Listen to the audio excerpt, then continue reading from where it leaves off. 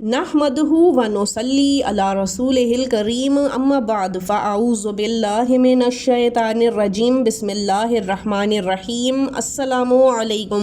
कुरान पाक को मुकम्मल पढ़कर बख्शने का क्या तरीका है? रमज़ानुल मुबारक में कुरान पाक ख़त्म करके किस तरह से बख्शा जाए? अगर हम कुरान पाक का सवाब अपने मरहूम वालिदैन या खूनी रिश्तेदारों या अजीज़ व क़ारिब को बख्शना चाहें तो इसका सही तरीका क्या है? आज हम आपको सिखाएंगे कि कुरान पाक को किस तरह से बख्शा जाता है। गौर से सुनिए ताकि आपको भी अच्छी तरह से समझ आ सके। बहुत आसान तरीका होता है। बहुत से लोग कुरान पाक पढ़ तो लेते हैं लेकिन उनको ये फिक्र रहती है कि कुरान पाक को कैसे बख्शा जाए, मरहुमीन तक सवाब कैसे पहुंचाया जाए, और दूसरों से, कारी से या फिर किसी और से कुरान पाक को बख्शवाते हैं।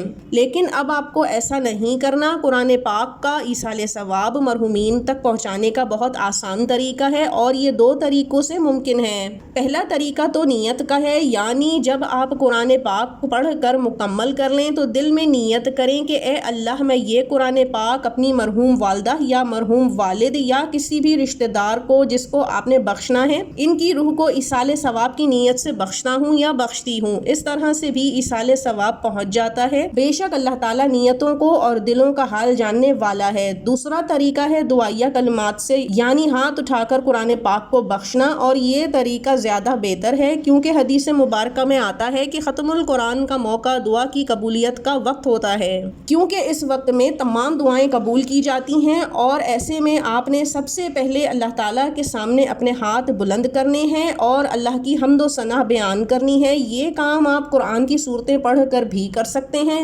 जैसे सूरह फातिहा को पढ़ लें, या फिर अपनी मादरी ज़बान में ही अल्लाह ताला की हम्दो सना को दिल से बयान करें। इसके बाद दुरूद इब्राहीमी पढ़ें और इसके बाद आपने जो भी कुरानी दुआएं आपको आती हैं वो पढ़ लेनी है या फिर अपनी ही ज़बान में दुआ कर लेनी है। फिर इसके बाद आपने कहना है कि ए अल्लाह, मैंने ये जो कुरान ख़त्म किया है इसको पढ़ने में कोई भूल चूक कोताही गलती हुई हो तो मुझे मुआफ़ फरमा, और जो सवाब है वो मुझे भी अता फरमा, और वही सवाब मैं ईसाल करता हूँ अपनी माँ की रूह को, या फिर जिसको भी आपको ईसाल सवाब पहुँचाना है आप उसका नाम या रिश्ता ले सकते हैं।